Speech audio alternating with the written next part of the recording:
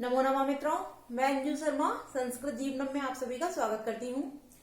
तो जैसा कि मित्रों हम लोग अपनी व्याकरण की कक्षा में विभक्ति का अध्ययन कर रहे हैं, जिसमें हम लोग कारक प्रकरण का अध्ययन कर रहे हैं। उसमें कारक प्रकरण के अध्ययन में हम लोगों की जो है षष्ठी विभक्ति का आरंभ हो चुका है कल की कक्षा से।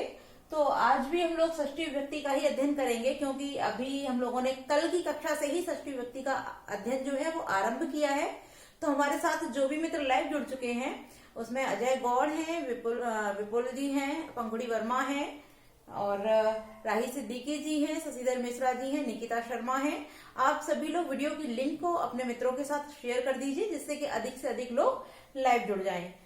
तो कल की कक्षा में जैसा कि मित्रों हम लोगों ने हमारा जो षष्ठी विभक्ति का प्रथम सूत्र था षष्ठी से उस षष्ठी से सूत्र का अध्ययन किया था। और हम लोगों ने इस सूत्र के अध्ययन में यह जाना था कि वहां जो षष्ठी से जो हमारा था, जैसे कि हमारा जो सूत्र था क्या था, षष्ठी से। और इस षष्ठी से में जो ये शेष था, इसका तात्पर्य था कि जिन विभक्ति चिन्हों का या जो शेष रह गए, जिनका अध्ययन हमने प्रथमा, द्वितीया, तृतीया, चतुर्थी, पंचमी और सप्तमी विभक्तियों के अंतर्गत नहीं किया, उन शेष में क्या हो जाती है, षष्ठी विभक्ति का विधान हो रहा था। तो हम लोगों ने शेष भी जान लिया, षष्ठी से का अर्थ भी जान लिया था। और इसमें जो संबंध आया था, अर्थात जो षष्ठी से में जो रह जाता है वो क्या रह जाता है, जिसको कारक नहीं कहा गया, अर्थात संबंध जो रह जाता है उस संबंध में क्या होती है, षष्ठी विभक्ति हो जाती है। तो कल की कक्षा में हम लोगों ने षष्ठी से सूत्र जो था उसका संपूर्ण अध्ययन कर लिया था। और इस सूत्र में जो संबंध बताए गए थे, क्योंकि संबंध कई प्रकार के होते हैं, तो उसको भी हम लोगों ने जान लिया था। स्वस्वामी भाव संबंध, अवयव अवयवी भाव संबंध, जनक जनकत्व भाव संबंध और एक था लास्ट प्रकृति विकृति भाव संबंध। तो हमने चारों प्रकार के संबंधों के विषय में भी जान लिया था। अब हम लोग उसी क्रम से आगे बढ़ते हुए जो हमारा इसमें और कुछ कहा गया है, इस सूत्र अर्थात षष्ठी से के विषय में ही कुछ कहा गया है, उसको भी हम जानते हैं। इसमें क्या जो एक वार्तिक है उसको कहा गया है, उसको देख लेते हैं। वो क्या है हमारा,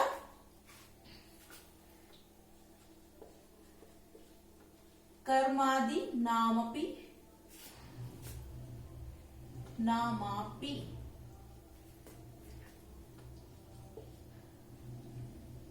मित्रों यह वार्तिक भी नहीं है और सूत्र भी नहीं, अर्थात षष्ठी से जो सूत्र है उसके अंतर्गत ही इसका वर्णन किया गया है। तो इसमें बताया जाता है कि कर्म आदि नामपि संबंध मात्र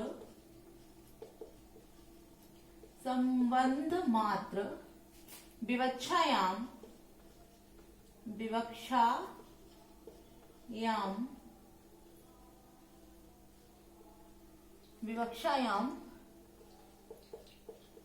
षष्ठीव।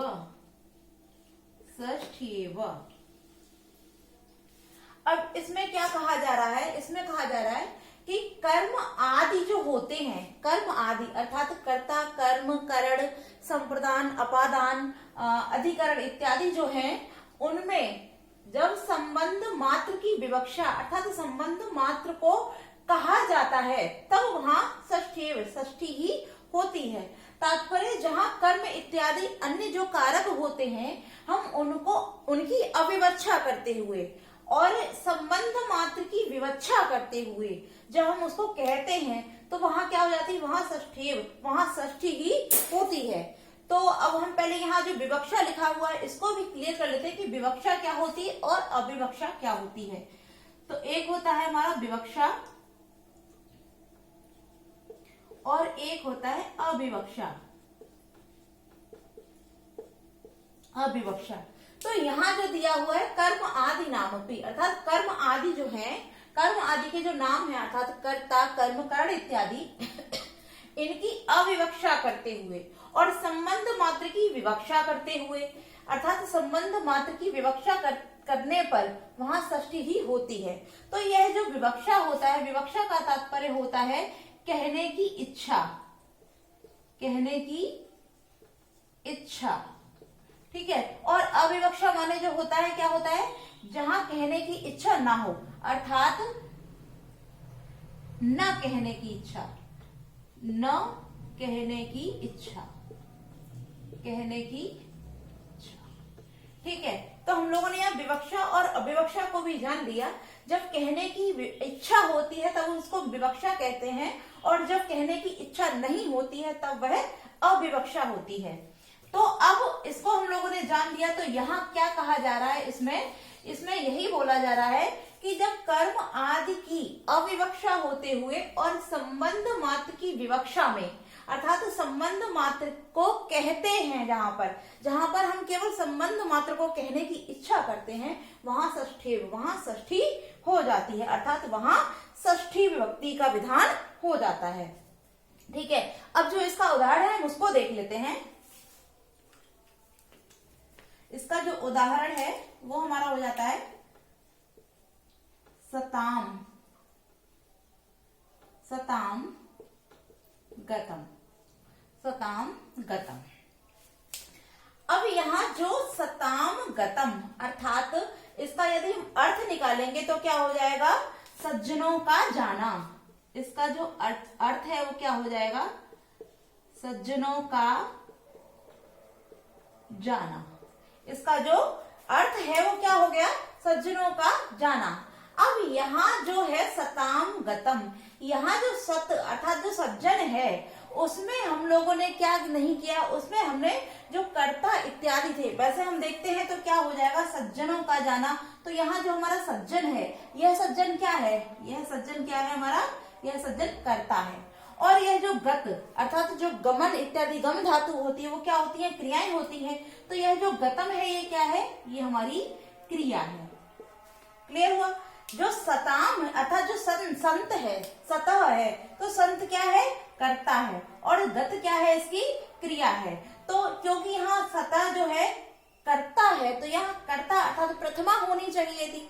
ठीक है, यदि हम इसको उक्त करेंगे तो प्रथमा हो जानी चाहिए थी, और यदि अनुक्त करते हैं तब अनुक्त होकर प्रथमा में क्या हो जाती है, तृतीया हो जाती है।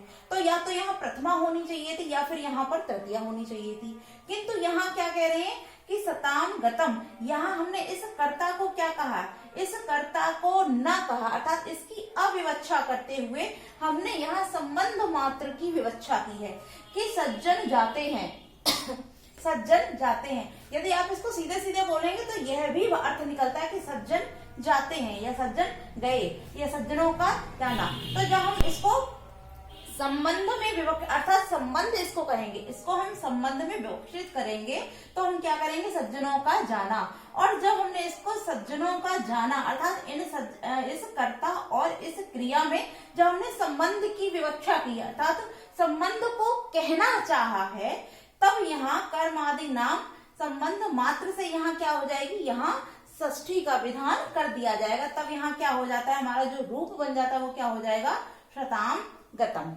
ठीक है, क्योंकि हमने यहाँ इसको ना तो कर्ता किया है और ना ही इसमें कर्म इत्यादि, हमने इसको क्या कहना चाहा, हमने इसको कर्ता नहीं कहना चाहा। अगर आप इसका अर्थ निकालते हैं तो क्या हो जाता है कि सज्जनों का जाना, सज्जनों का जाना।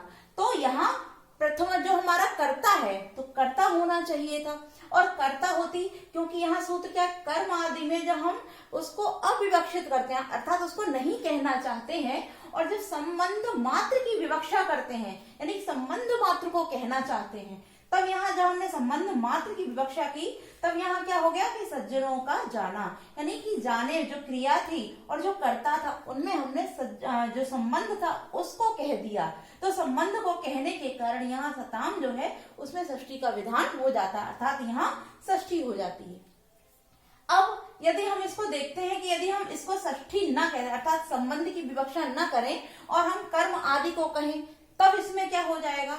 तो जैसे कि मैंने अभी बताया कि सताम गतम, जो सत है संत है और सज्जनों का जाना, तो सज्जनों का जाना अर्थात सज्जन जाते हैं। तो जब सज्जन जाते हैं हो जाएगा तब यहाँ कर्ता हो गया। और जब हम कर्ता को उक्त ना कहकर अनुक्त करते हैं तो हमारा जो कर्ता अनुक्त होता है, तो अनुक्त करने में हमारा जो एक सूत्र है वो क्या हो जाता है, कर्तिकरणयोस तृतीया, कर्तृ करणयोस् तृतीया। यह सूत्र क्या करता है, यह कर्तृ और करण के अनुक्त होने पर वहां तृतीया का विधान कर देता है। इस कारण इस सूत्र से इस सज्जन की क्या हो जाएगी, यहाँ पर तृतीया, अर्थात इस कर्ता को अनुक्त करके यहाँ तृतीया का विधान कर दिया जाएगा। तो जो इसका रूप बन जाएगा वो क्या हो जाएगा हमारा, सद्भिर गतम, सद्भिर गतम। ठीक है, सद्भिर गतम अर्थात सज्जनों के द्वारा जाया जाता है। तो यहाँ हमने क्या किया, यहाँ हमने जब संबंध मात्र को कहा है तो हमारा षष्ठी हो जाएगा, और जब हम संबंध मात्र को न कहकर कर्म आदि को कहेंगे तब यहाँ कर्तृ करणयोस् तृतीया सूत्र से क्या हो जाएगा, सद्भिर गतम अर्थात सद्भि गतम। क्लियर हो गया। अब हम इसका एक और उदाहरण देख लेते हैं। यदि आप में से किसी को भी यह क्लियर नहीं हुआ तो इसको एक और उदाहरण के द्वारा हम क्लियर कर लेते हैं। अब हम देखते हैं दूसरा उदाहरण जो हमारा है वो है मातुः स्मरति, मातुः स्मरति। अब मातु स्मरति यहाँ हमने किसको कहा है, यहाँ संबंध मात्र को कहा है, अर्थात संबंध मात्र की विवक्षा की है। इस कारण यहाँ मातु शब्द में क्या हो गई, यहाँ षष्ठी हो गई है। मातु शब्द जो होता है उसका षष्ठी रूप मातु बनता, तो यहाँ जो मातु है वो संबंध मात्र की विवक्षा में यहाँ षष्ठी का विधान कर दिया गया है। और इसका जो अर्थ है वो क्या हो जाएगा, माता का स्मरण करता है, माता का स्मरण करता है। ठीक है, यहाँ जो अर्थ हो गया वह हो गया हमारा माता का स्मरण करता है। किंतु यदि आप इस वाक्य के शुद्ध रूप को देखेंगे, अर्थात माता का स्मरण करता है, अगर इसके वास्तविक रूप को देखेंगे तो हमारा क्या हो जाएगा, माता को स्मरण करता है, माता को स्मरण करता है। तो इसका जब हमने यहाँ अर्थ देखा तो यहाँ, क्योंकि यहाँ षष्ठी का विधान किया गया है, और षष्ठी का विधान कब किया गया है, जब हमने संबंध मात्र की विवक्षा की है। हमने यहाँ संबंध मात्र को कह दिया तब हमारा रूप बन गया माता का स्मरण करता है। किंतु यदि वास्तविक इसका अर्थ देखेंगे तो क्या हो जाता है कि माता को स्मरण करता है। यदि कोई बालक है, उसकी माता उसके सम्मुख नहीं है, उसके पास नहीं है, और उसको माता की याद आती है तो वो क्या करेगा, माता को स्मरण करेगा। ठीक है, तो माता को स्मरण करने के कारण यहाँ माता को होने के कारण यहाँ जो कर्म है, क्योंकि यहाँ जो माता है वो कर्म हो जाएगी, माता को स्मरण, तो यहाँ कर्म होना चाहिए। किंतु यहाँ कर्म की अविवक्षा करते हुए यहाँ संबंध की विवक्षा की है, तो हमारा रूप क्या बन गया है, मातु स्मरति। और यदि हम इसको इसी प्रकार से यदि लिखना चाहेंगे कि माता को स्मरण करता है, तब जो इसका रूप बन जाएगा वो क्या हो जाएगा, मातरम स्मरति, मातरम स्मरति अर्थात माता को स्मरण करता है। यदि आपसे इस प्रकार पूछा जाता है, अगर ये वाक्य देकर पूछा जाता है कि मातु स्मरति यहाँ किस विभक्ति का विधान हुआ है, तब हम कहेंगे कि कर्मादि नामापि संबंध मात्र विवक्षायाम षष्ठेव से यहाँ षष्ठी विभक्ति का विधान किया गया है। किंतु यदि आपसे इस प्रकार पूछा है कि मातरम स्मरति में यहाँ कौन सी विभक्ति है, तब यहाँ द्वितीय का विधान कर दिया जाता है, और वह किस सूत्र से होती है, वह हमारी हो जाएगी कर्तुरेप से तमम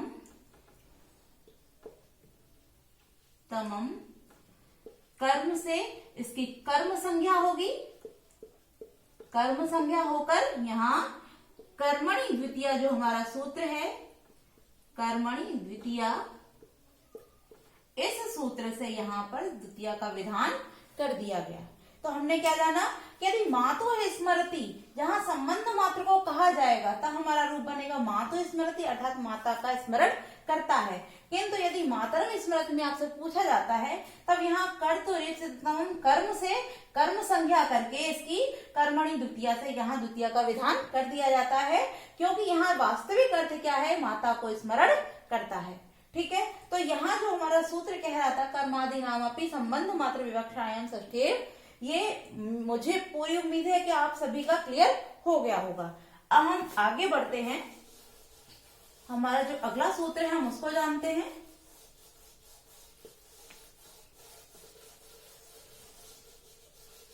अब हमारा षष्ठी विभक्ति का ही अगला सूत्र है षष्ठी हेतु प्रयोगे। षष्ठी हेतु प्रयोगे। षष्ठी हेतु प्रयोगे। अब यह सूत्र हमारा क्या कह रहा है? यहां कह रहा है कि हेतु, जो हेतु शब्द दिया है उस हेतु से कह रहा है कि हेतु के प्रयोग में यहाँ प्रयोगे लिखा अर्थात तो यहाँ सप्तमी है, तो यहाँ क्या बोल रहा है कि हेतु के प्रयोग में क्या हो जाती है? षष्ठी हो जाती है। तात्पर्य यदि किसी वाक्य में हेतु शब्द द्योतक हो रहा हो, अर्थात वहां हेतु शब्द दिया हो, हेतु के होने पर या हेतु के द्योतक होने पर वहां षष्ठी व्यक्ति का विधान कर दिया जाएगा। यानी कि कोई वाक्य है, अब हेतु का अर्थ क्या होता है? कारण। हेतु अर्थात कारण। तात्पर्य जब हम किसी कारण से किसी कार्य को करते हैं, अर्थात जब किसी हेतु से हम कोई कार्य करते हैं, तो वहां षष्ठी हेतु प्रयोगे सूत्र से वहां षष्ठी व्यक्ति का विधान कर दिया जाता है। अब हेतु का द्योतक अर्थात हेतु जब तक उस वाक्य में खुद अर्थात हेतु शब्द द्योतित नहीं होगा, वहां उपस्थित नहीं होगा, तब वहां ऐसा होगा या नहीं, इसको हम आगे जानते हैं। पहले हम यही चीज देखते हैं कि जब हेतु का प्रयोग किया जाएगा, अर्थात हेतु शब्द वहां द्योतक होगा, तब वहां पर षष्ठी व्यक्ति का विधान हो जाएगा।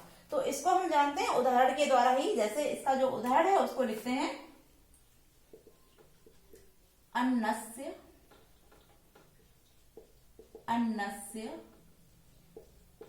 हेतु, अन्नस्य हेतु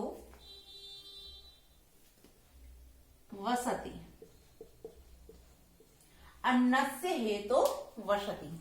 अब हमने देखा यहाँ क्या बोल रहे हैं कि अन्न के हेतु रहता है।